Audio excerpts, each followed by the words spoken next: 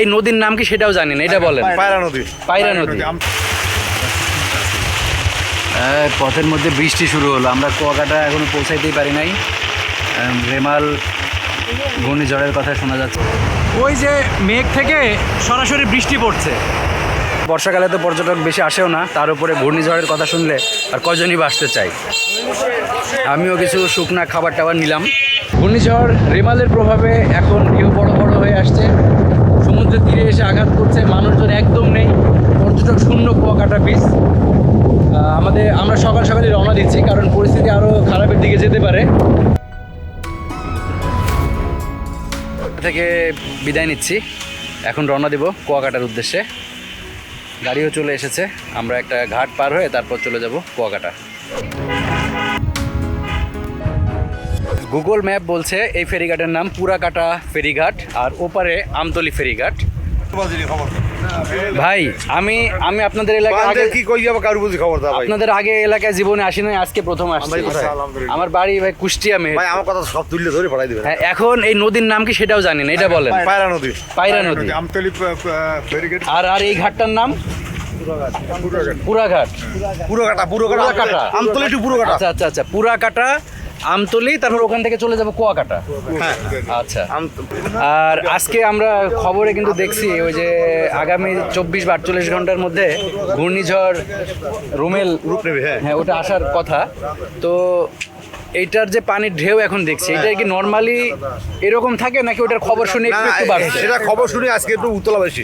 আচ্ছা আজকে আচ্ছা, উত্তলা বেশি। তাহলে তো আমাদের মনে ফেরিতে যাওয়াটাই সবথেকে ফেরিতে সবচেয়ে উত্তম। এই ট্রলারে বিপদ হতে পারে। হ্যাঁ হ্যাঁ হ্যাঁ, আমরা সেজন্য অপেক্ষা করছি, আমরা ফেরিতে করে না যাব। না, এখন ফেরিতে যাওয়াই ভালো আমি মনে করি। আচ্ছা ঠিক আছে, ধন্যবাদ, থ্যাংক ইউ।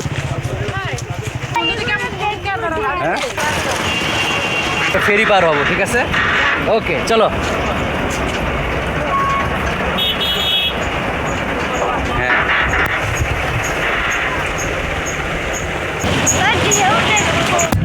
ঢেউ দেখবা? মাঝখানে গেলে এমনি অনেক ঢেউ। চলো, এখন দাঁড়িয়ে আছি পুরাকাটা ফেরিঘাটে, ওই পাশে আমতলী ফেরিঘাট, তারপর আমরা যাব কুয়াকাটায়। তো পায়রা নদী, এটা পায়রা নদী। পায়রা নদীর ঢেউ আজকে মোটামুটি উত্তাল, আমাদের ফেরি একদম ফাঁকা হয়ে গেছে।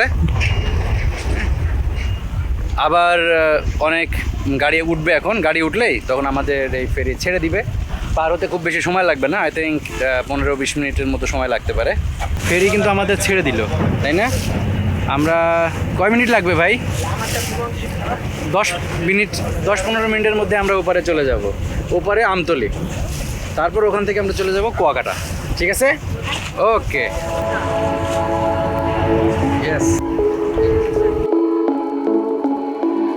বাবা, নদীর নামটা কি জানো? বলো। পায়রা। হ্যাঁ, এই নদীর নাম পায়রা। পায়রা তো একটা পাখির নাম, কিন্তু এখানে একটা নদীর নাম, তাই না?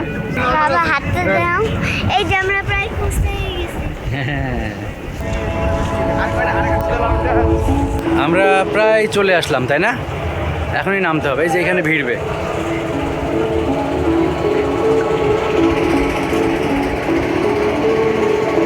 আমরা কিন্তু চলে আসলাম, তাই না? আমরা বরগুনার আমতলী ঘাট থেকে কুয়াকাটার উদ্দেশ্যে রওনা দিলাম সিএনজি নিয়ে। আমতলী থেকে কুয়াকাটা 40 কিলোমিটারের দূরত্ব, সব মিলিয়ে 1 ঘন্টার একটু বেশি সময় লাগতে পারে, তাই না? 1.5 ঘন্টা, ঘন্টা দেড়েকের মধ্যে আশা করছি আমরা কুয়াকাটায় পৌঁছাবো। আকাশে প্রচণ্ড মেঘ, আবার রোদ, আবার আবহাওয়াবিদরা বলছে আগামী কাল পরশুর মধ্যেই রেমাল এই ঘূর্ণিঝড়টি বাংলাদেশ উপকূলে আঘাত হানতে পারে।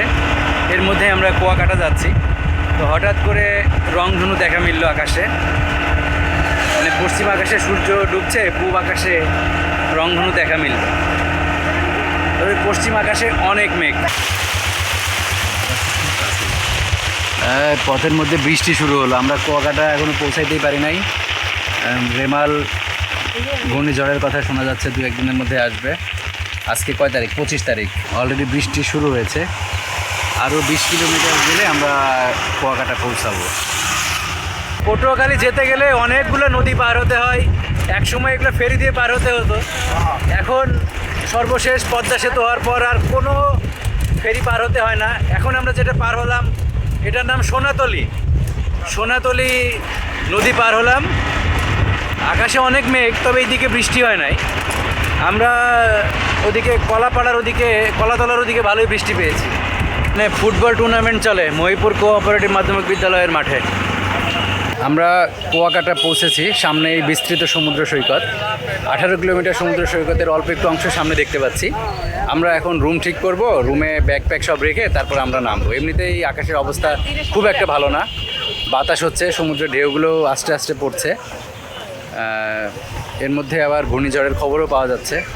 আমরা কুয়াকাটা সি বিচে চলে আসছি। আসলে আস্তে আস্তে সন্ধ্যা হয়ে গেল। আজকে সমুদ্র বেশ উত্তাল। আমরা মোটামুটি একটু নিচে নামবো, একটু ঘোরাফেরা করব, আর কালকে তো সারাদিন আছেই। খুশি বাবা? Yes. চলো। সমুদ্রের পানি অনেক মোটামুটি উত্তাল আজকে, কালকে আরও বেশি হবে মনে হয়। বাবা আসো।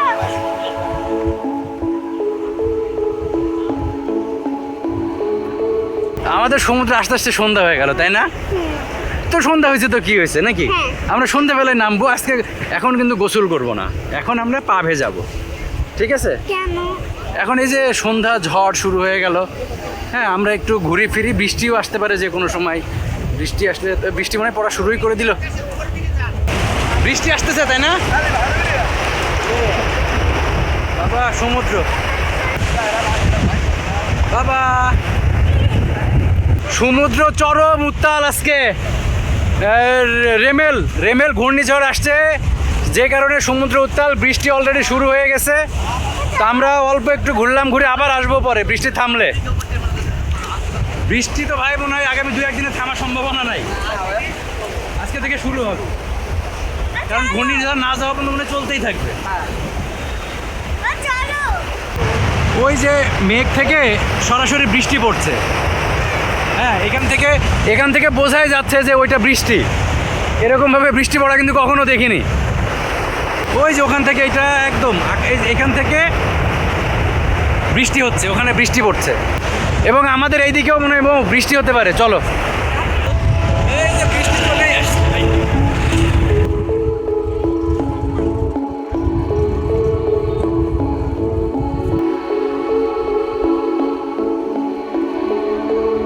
আজকে 25 তারিখ, এখন রাত 10টা।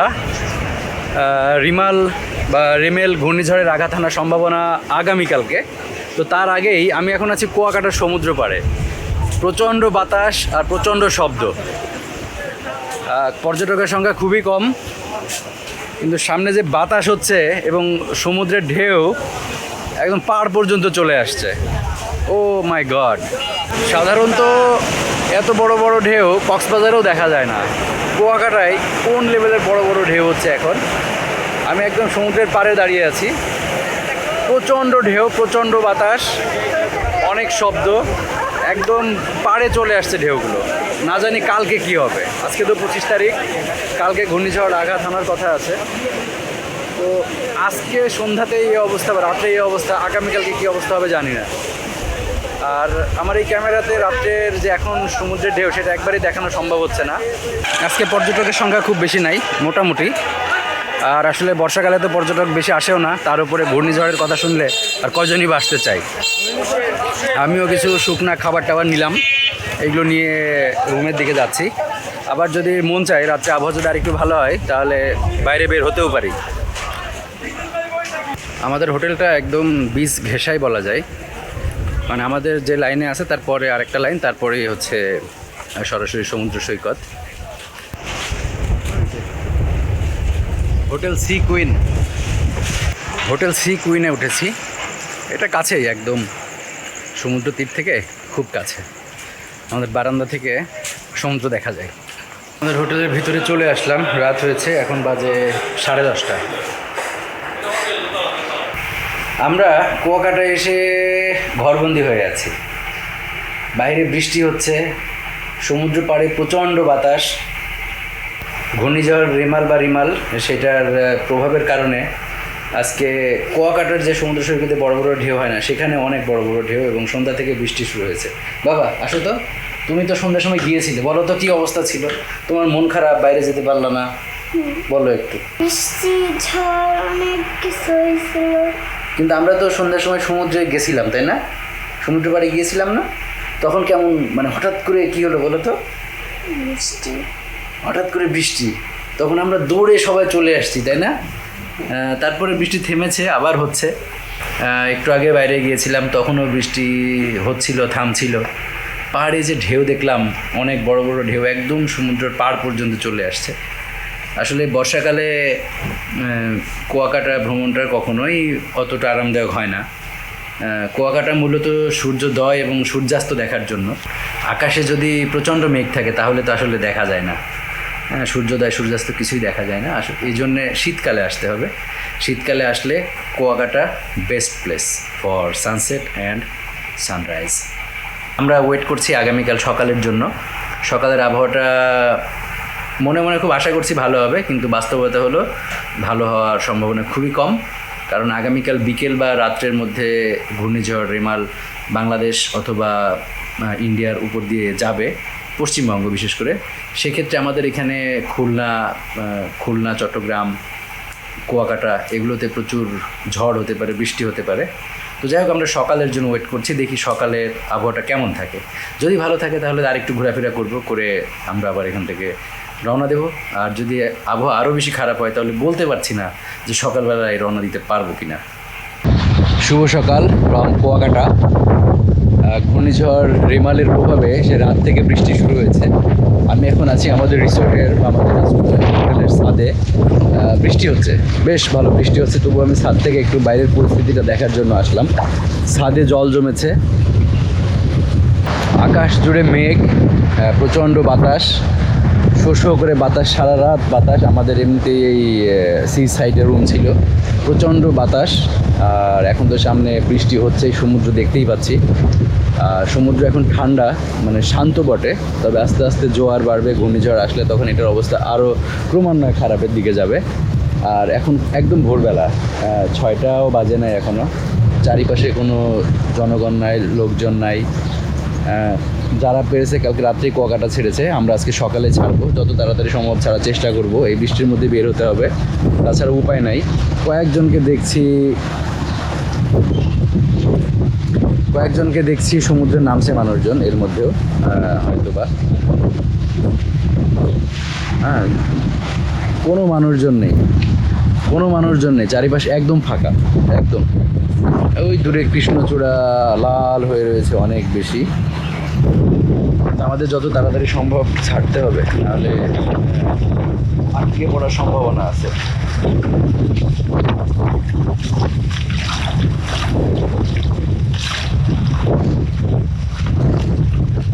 বাইরে অনেক বৃষ্টি হচ্ছে, আমরা সকালে কোনো অটোই খুঁজে পাচ্ছি না। এখান থেকে বের হয়ে বাস স্ট্যান্ডে যাব, সেটাও খুব ডিফিকাল্ট হয়ে যাচ্ছে। তো ভাগ্যক্রমে একটা অটো সামনে আসছে, ওইটারে আমি ঠিক করলাম।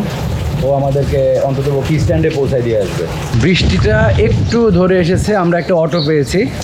এই অটোওয়ালা আসলে আমাদের হোটেলের সামনে আসবে, আমরা এখনই রওনা দিব। দেখি উপর থেকে আগে ব্যাগপত্র নামাই। আসলে ওয়েদার প্রতি মিনিটে চেঞ্জ হচ্ছে, অবস্থা খুব একটা সুবিধার না। সমুদ্রের পাড়ে একটু ওদিক দিয়ে অটোটা নিয়ে ঘোরানো যায়। আমরা বের হয়ে পড়েছি আসলে, এই যে আমরা সবাই বের হয়ে পড়েছি ব্যাকপ্যাক নিয়ে। এখন আমরা যাব বিআরটিসি। আপাতত দেখি বাস কাউন্টারে যাই, তারপরে দেখা যাক কোন বাস পাই আমরা যাওয়ার জন্য। আমরা যাব আসলে পটুয়াখালী। আমরা সমুদ্রের তীরে লাস্টবারের মতো আসলাম, মানে আজকে শেষবারের মতো আসলাম, কারণ আমরা চলে যাব। পুরা বিচ একদম খালি, শুধু কয়েকটা রিপোর্টার ছাড়া আর কিছু কেউ নেই। পুরা সমুদ্রের বিচ জুড়ে কোনো মানুষজন নেই, একদম খালি বলা যায়। বলো বাবা।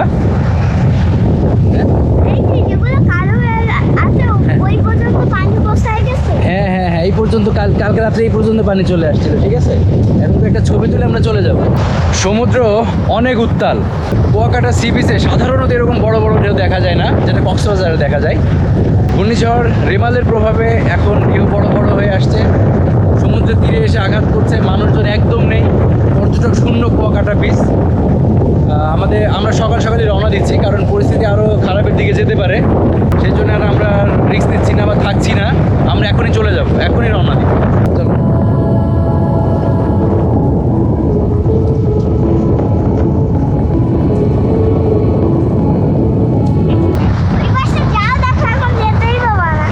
বাতাস, অনেক বাতাস, অনেক অনেক। হ্যাঁ, bye bye Kuakata sea beach. আমরা এখন যাব পটুয়াখালী। পটুয়াখালী গিয়ে দেখি সেখানকার আবহাওয়া কেমন। চলো বাই বাই বলো। বাই বাই কুয়াকাটা, চলো যাই বাবা, চলো। একেবারেই হাতে গোনা কয়েকজন পর্যটক আর মিডিয়া কর্মী বা রিপোর্টারদের কুয়াকাটা সমুদ্র তীরে রেখে আমরা বিষণ্ণ মনে ফেরার পথ ধরলাম।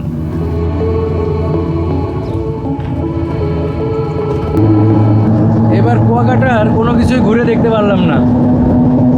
গত বছর এসেছিলাম, তখন বৌদ্ধ মন্দির, কুয়াকাটার গ্রাম, এক দিদির কাছে খেয়েছিলাম পিঠা। আসলে সেই গ্রামগুলো কোনো জায়গায় ঘুরতে পারিনি। আজকে সকালেই হয়তো ঘুরতাম যদি আবহাওয়া অনেক ভালো থাকতো, কিন্তু এখন আমাদের যত তাড়াতাড়ি সম্ভব চলে যেতে হচ্ছে। কুয়াকাটার অসম্পূর্ণ ব্লগ এখানেই শেষ করছি। ভালো থাকবেন সবাই, বাই বাই, টাটা।